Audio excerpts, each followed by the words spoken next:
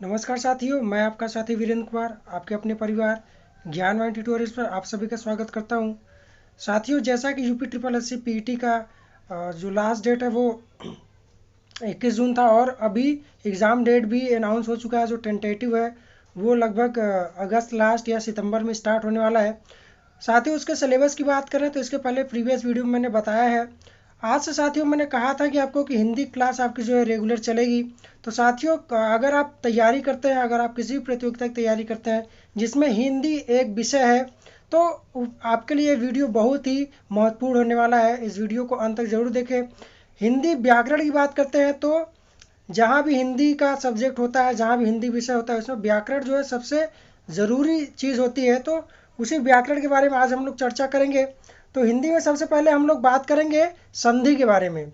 हिंदी व्याकरण का जो सबसे पहला पोर्शन है वो संधि के बारे में हम लोग बात करेंगे। तो चलिए साथियों, बिना विलंब किए शुरू करते हैं। और अगर अभी हमारे चैनल पर आप नए हैं तो हमारे चैनल को सब्सक्राइब करें और बेल आइकन को ज़रूर दबा दें। तो चलिए साथियों, शुरू करते हैं। तो साथियों, बात करते हैं यहाँ पे हिंदी व्याकरण के बारे में। तो हिंदी व्याकरण में सबसे पहले मैं बात करूँगा संधि की। तो संधि क्या होता है?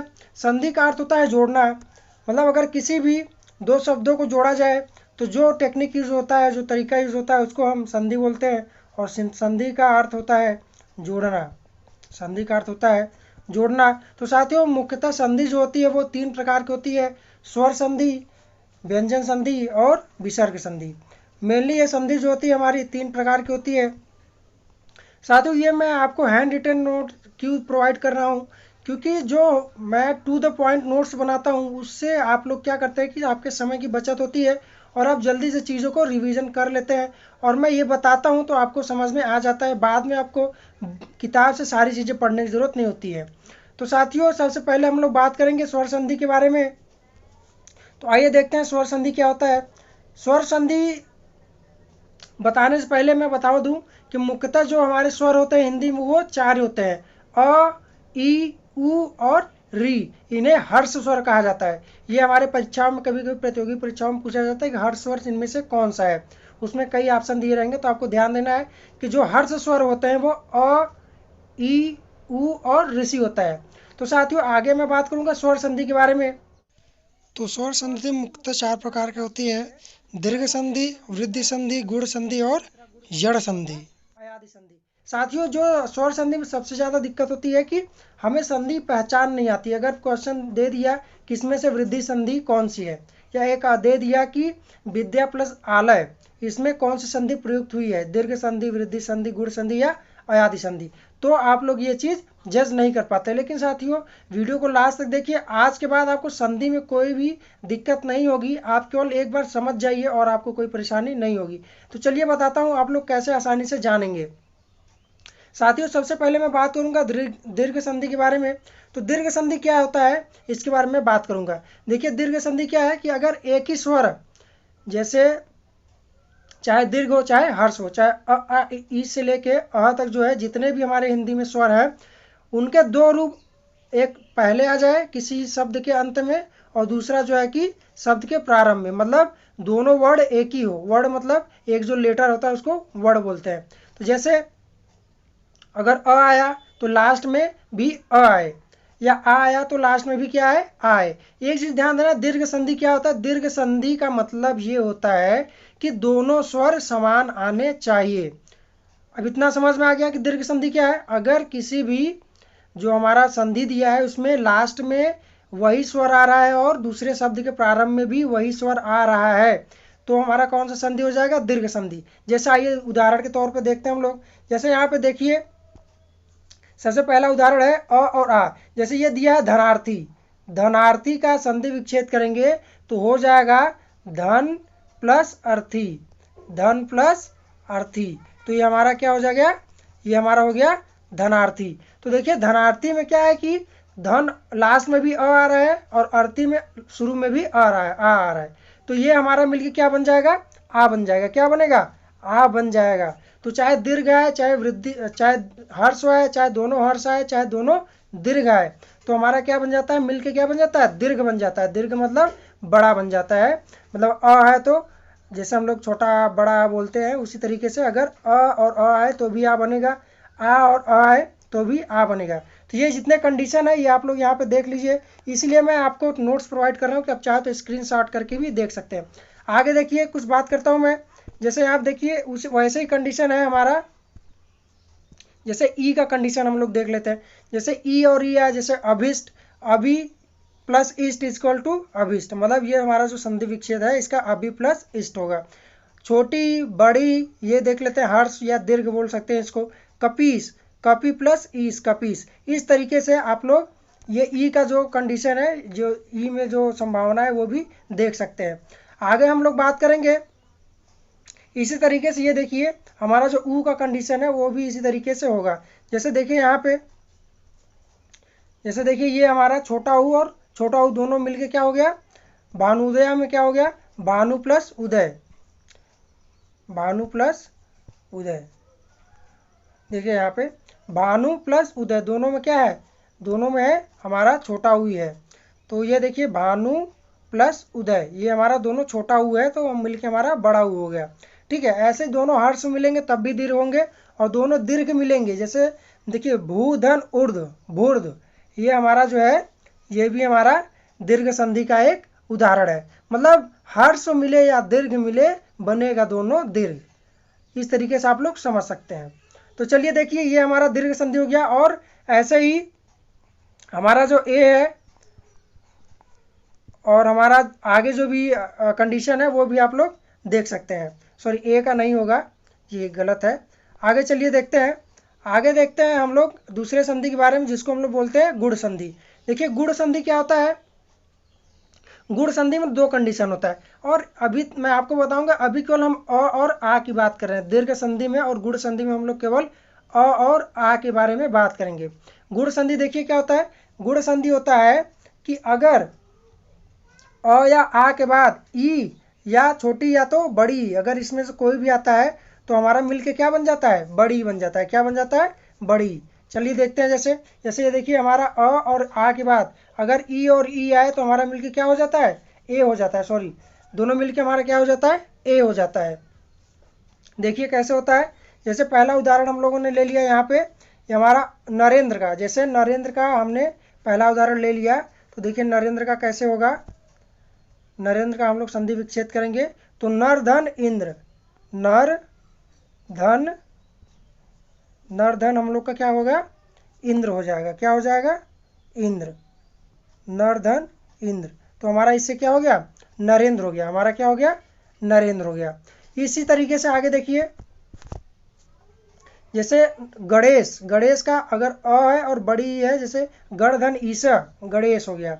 ठीक है, आगे हम लोग बात करेंगे जैसे आ और ई का कंडीशन जो है, तो महाधन इंद्र हमारा क्या हो जाएगा, महेंद्र, और ऐसे ही महाधन ईश हमारा क्या हो गया, महेश। ये देखिए पहला कंडीशन था। दूसरा इसमें देखिए क्या है, जब कभी भी अ और आ के बाद, किसके बाद, अ और आ के बाद हमारा क्या आ जाए, ऊ या छोटा ऊ या बड़ा ऊ आ जाए, ऐसे कंडीशन में हमारा दोनों मिल के क्या हो जाता है, ओ हो जाता है। क्या हो जाता है, ओ हो जाता है। तो चलिए देखिए इसका हम लोग उदाहरण देखते हैं, जैसे परधन उपकार, परधन उपकार, तो ये हमारा पर में लास्ट में अ आया और उपकार में लास्ट में क्या आया, ऊ आया, तो दोनों मिलके क्या हो गया, परोपकार। माने यहाँ पे हमारा कौन सा मात्रा हो गया, ओ की मात्रा हो गई। तो इस तरीके से दूसरा देखते हैं, अगर हमारा जल धन उर्मी है, जल लास्ट में अ आया और दूसरे वाले के प्रारंभ में क्या आया, बड़ा हुआ गया, तो दोनों मिलके क्या हो गया, हमारा जलोर्मी हो गया। आगे देखते हैं, जैसे महाधन उत्सव, महा में लास्ट में क्या आया, आ, और छोटा हुआ गया, तो दोनों मिलके क्या हो गया, महोत्सव।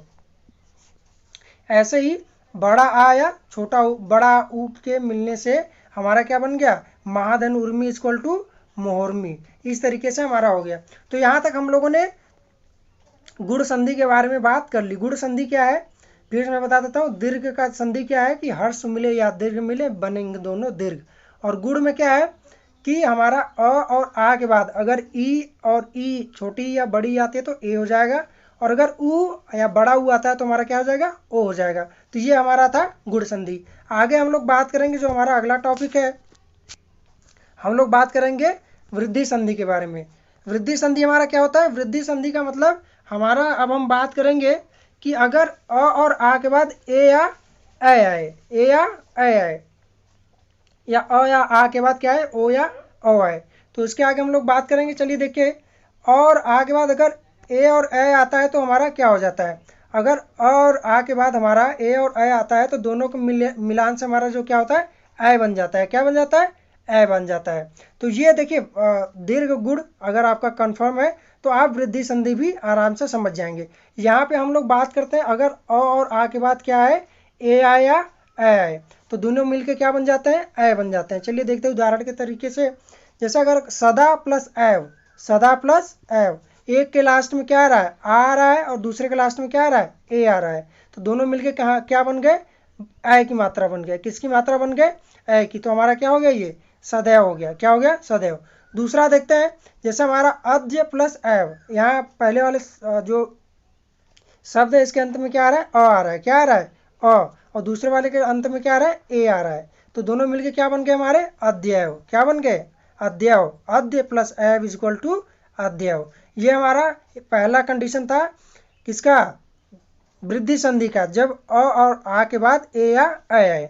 अब दूसरा कंडीशन हम लोग देखते हैं कि जब अ या आ के बाद हमारा क्या है, ओ या औ आए। जब ओ या औ आता है तब क्या होता है कि दोनों के मेल से हमारा ओ बन जाता है। क्या बन जाता है, ओ बन जाता है। चलिए देखते हैं उदाहरण के तरीके से। उदाहरण क्या है इसका, अगर हमारा जो है कि अ या आ के बाद हमारा क्या आता है, ओ या औ आता है। अ या आ के बाद हमारा क्या है, ओ या औ, तो हमारा दोनों के मेल से क्या बन जाता है, औ बन जाता है। क्या बन जाता है, औ। तो चलिए देखिए उदाहरण देखते हैं इसका। तो उदाहरण क्या है कि परम प्लस औषधि, परम प्लस औषधि। देखिए पहले वाले के लास्ट में क्या आ रहा है, अ आ रहा है। क्या आ रहा है, अ, और दूसरे वाले के प्रारंभ में क्या आ रहा है, ओ आ रहा है। क्या आ रहा है, औ। तो दोनों के मेल से हमारा क्या बन जाएगा, औ की मात्रा बन जाएगी। क्या बन जाएगा, औ की मात्रा बन जाएगी। तो ये हमारा पहला एग्जाम्पल था कि अगर लास्ट में अ आए और औ आए तो क्या बन जाता है, औ बन जाता है। तो परम प्लस औषधि इज इक्वल टू परम औषधि। और दूसरा देखिए लास्ट में क्या आ रहा है, जल प्लस औघ, औघ, जल प्लस औध, सॉरी जल प्लस औध, तो हमारा क्या बन गया, जलौध। तो यहाँ तक बात हो गई हमारी वृद्धि संधि के बारे में। अब आगे हम लोग बात करेंगे यड़ संधि का। किसका बात करेंगे, यड़ संधि। देखिए यड़ संधि में क्या है, अभी तक हम लोगों ने केवल अ और आ के बारे में, बाद में जो भी अक्षर आते थे उसके बारे में हम लोगों ने पढ़ा। अभी हमने केवल अ और आ का जितना भी कंडीशन था वो हम लोगों ने पढ़ लिया। अब यड़ संधि में हम लोग किसकी बात करेंगे, ई या बड़ी या छोटी की, और ए और ए की। चलिए देखते हैं। जैसे किसी भी अगर शब्द के अंत में अगर हमारा छोटा ई या बड़ी आ गई, छोटी या बड़ी आ गई, तो और उसके बाद इसको बोलते हैं सवर्ण छोड़ के, मतलब अगर इनके अलावा मतलब छोटी या बड़ी ई के अलावा इसके बाद कोई भी स्वर आ जाए तो जो ई और ई के स्थान पे हमारा क्या हो जाता है, यह हो जाता है। ई और ई के स्थान पे हमारा क्या हो जाता है, यह हो जाता है। फिर से सुन लीजिए, यड़ संधि क्या है, इसमें हम लोग ई और छोटी या बड़ी के बारे में बात करते हैं। तो अगर छोटी या बड़ी के बाद दूसरे जो शब्द में है, जो जुड़ने वाला शब्द है, उसका प्रारंभ कोई भी शब्द हो, कोई भी स्वर हो ई छोटी या बड़ी को छोड़ के, तो उसका जो उसके स्थान पे क्या बन जाता है, हमारा यह हो जाता है। चलिए इसको उदाहरण के तरीके से देखते हैं। जैसे यहाँ पे देखिए यदि प्लस अपि है, यदि प्लस अपि, यहाँ पे छोटी की मात्रा, यहाँ पे अ है, तो दोनों मिलके क्या बन जाएंगे, यद्यपि। क्या बन जाएंगे, यद्यपि, माने छोटी की या बड़ी के स्थान पे हमारा क्या हो जाएगा, यह हो जाएगा। ऐसे देखिए इति धन आदि हमारा इत्यादि हो गया। दूसरा देखिए इति प्लस उत्तम अत्युत्तम हो गया, सॉरी अति धन उत्तम अत्युत्तम हो गया। आगे देखेंगे प्रति प्लस एक, प्रति प्लस एक हमारा क्या हो गया, प्रत्येक हो गया। अब आगे हम देखेंगे अति प्लस औचित्य, इसमें देखिए छोटी है और इसमें क्या है, औ आ गया, तो हमारा यहाँ क्या हो जाएगा, यह हो जाएगा। तो अति प्लस औचित्य हमारा क्या हो गया, अत्योचित्य। तो ये कुछ उदाहरण थे। आगे हम और उदाहरण दिखाते हैं। जैसे देखिए जब हमारा कंडीशन बड़ी का कंडीशन जो होता है तो उसमें क्या होता है, बड़ी के कंडीशन में हम लोग देखते हैं यहाँ पे अगर बड़ी है और लास्ट में क्या आ जाए, कोई भी दूसरा स्वर आ जाए। जैसे देखिए यहाँ पे नदी प्लस आमुख है, नदी लास्ट में बड़ी की मात्रा है और आमुख में आ है, तो दोनों मिलके क्या बन जाएंगे, यहाँ पे यह बन जाएंगे। क्या बन जाएंगे, यह। यहाँ पे देखिए क्या बन गया, नद्यामुख। क्या बन गया, नद्यामुख। नदी प्लस आमुख इज इक्वल टू नद्यामुख। दूसरा एग्जाम्पल देखते हैं हम लोग। जैसे यहाँ पे देखिए नदी प्लस उद्गम, लास्ट में यहाँ पे बड़ी आ रही है, दूसरे प्रारंभ में ऊ आ रहा है, तो हमारा नदी प्लस उद्गम क्या बन गया, नद्युद्गम। तो ये हमारा क्या हो गया, यड़ संधि हो गया। क्या हो गया, यड़ संधि। एक कंडीशन इसमें और होता है, अगर कहीं पे लास्ट में ऊ या छोटा ऊ या बड़ा ऊ आ जाए और उसके बाद कोई भी असवर्ण स्वर, मतलब ऊ या ऊ को छोड़ के अगर कोई स्वर आता है उसके बाद, तो इनके स्थान पे क्या हो जाता है, वह हो जाता है। क्या हो जाता है, वह हो जाता है। जैसे कुछ उदाहरण देखें यहाँ पे, जैसे सु प्लस अल्प, सु प्लस अल्प, तो सु प्लस अल्प हमारा छोटा ऊ है और उसके बाद क्या आ गया, आ गया, तो हमारा क्या हो जाएगा, यहाँ पे स्वल्प हो जाएगा। क्या हो जाएगा, स्वल्प हो जाएगा। जैसे स्वागत, अब स्वागत का हम लोग करेंगे तो सु प्लस आगत, सु प्लस आगत का हो जाएगा हमारा क्या, स्वागत हो जाएगा। और अगर अन्वेषण का करेंगे, अनुधन एषण, अनुधन एषण, तो हमारा क्या बन जाएगा, अन्वेषण। ये कुछ जैसे ये सब संधि विच्छेद परीक्षाओं में भी पूछे जाते हैं, इसलिए मैंने ये उदाहरण जो है वो यहाँ पे लिया है। और यहाँ पे कुछ और भी महत्वपूर्ण है जो पूछे जाते हैं, उसको मैं यहाँ पे अलग से बता देता हूँ। जैसे देखिए एग्जाम में ये भी पूछा जाता है कि पितृधन आज्ञा, क्या, पितृधन आज्ञा, इसमें पूछता है कि कौन सी संधि प्रयुक्त हुई है, तो इसमें भी हमारा यड़ संधि प्रयुक्त हुआ है, क्योंकि यहाँ पे देखिए ऋषि है और इसके बाद में आ गया, तो इसके ये कंडीशन होता है, तो हमारा कौन सा संधि हो जाता है, यड़ संधि हो जाता है। जैसे पितृ प्लस आज्ञा इज इक्वल टू पित्राज्ञा। आगे एक उदाहरण और है, मातृ प्लस उपदेश, क्या हो गया, मातृपदेश। तो ये कुछ उदाहरण थे यड़ संधि के जो मैंने आपको बता दिए। तो फिर से मैं एक बार रिवीजन करा देता हूँ। देखिए पहला क्या है, दीर्घ संधि, हर्षवाय या दीर्घाय बनेंगे दोनों दीर्घ। उसके बाद हमारा गुण संधि आया, अगर अ या आ के बाद ई या ई आता है तो हमारा क्या हो जाएगा, ए हो जाएगा। अगला हम बात करते हैं वृद्धि संधि की। तो वृद्धि संधि में हमारा क्या होता है कि अगर हमारा अ या आ के बाद अगर हमारा ए या ओ आता है तो उसका किस प्रकार से होता है। आगे हम लोगों ने यड़ संधि के बारे में बात की, अगर किसी भी छोटी या बड़ी के बाद अगर कोई असवर्ण स्वर आ जाए, मतलब उसके अलावा कोई स्वर आ जाता है, तो हमारा क्या हो जाता है, ई और ई के स्थान पे क्या हो जाता है, हमारा य हो जाता है। और अगर ऊ और ऊ के बाद अगर कोई असवर्ण स्वर, मतलब ऊ या ऊ के अलावा कोई स्वर आता है लास्ट में, तो उनके स्थान पे क्या हो जाता है, वह हो जाता है।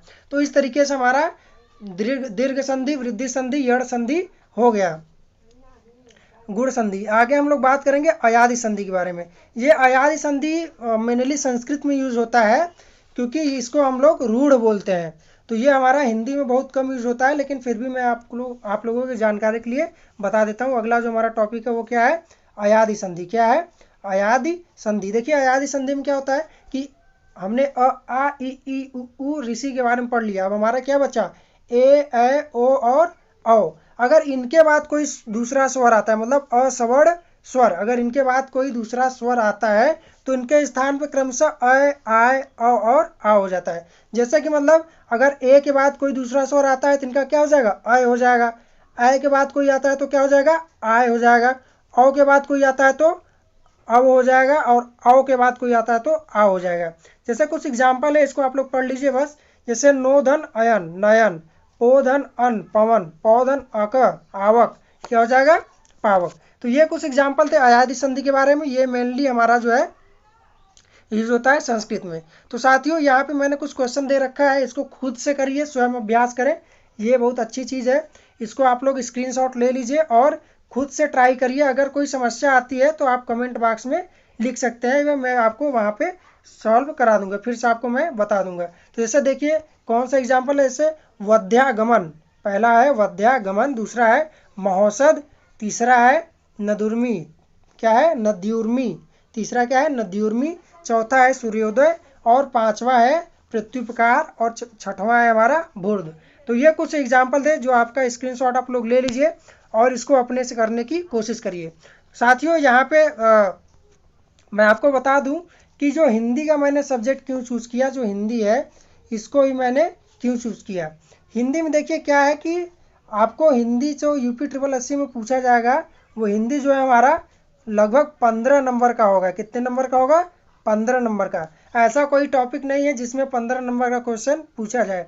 अगर 10 नंबर हमारा 5 नंबर व्याकरण से पूछा जाता है, अगर 5 नंबर हमारा ग्रामर से पूछा जा रहा है, तो हमारा जो पैसेज वाला है, जो हमारा दिया रहेगा वाक्यांश, सॉरी जो हमारा पद्यांश दिया रहेगा वो हमारा 10 नंबर का है, जो हमारा कथन दिया रहेगा वो हमारे 10 नंबर का रहेगा।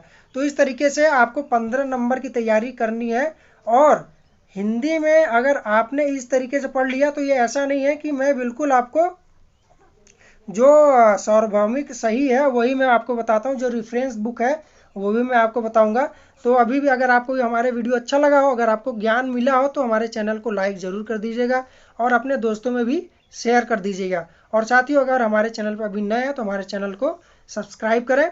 और अगर आप रियल में तैयारी करना चाहते हैं सीरियस होके, तो हमारे चैनल पे बने रहिए। आपकी तैयारी परफेक्ट रूप से, हिंदी की मैं गारंटी लेता हूँ, हिंदी की मैं कराऊंगा। तो चलिए साथियों, आज के लिए बस इतना ही। आगे हम लोग देखिए क्या पढ़ेंगे। नेक्स्ट वीडियो में हम लोग पढ़ेंगे व्यंजन संधि के बारे में। किसके बारे में पढ़ेंगे? व्यंजन संधि के बारे में। इसको चाहे तो अपने से आप लोग एक बार पढ़ लीजिएगा, नहीं तो मैं कल बिल्कुल अच्छी तरीके से पढ़ा दूंगा। तो चलिए साथियों, आज के लिए बस इतना ही, और धन्यवाद आपको वीडियो के अंत तक बने रहने के लिए।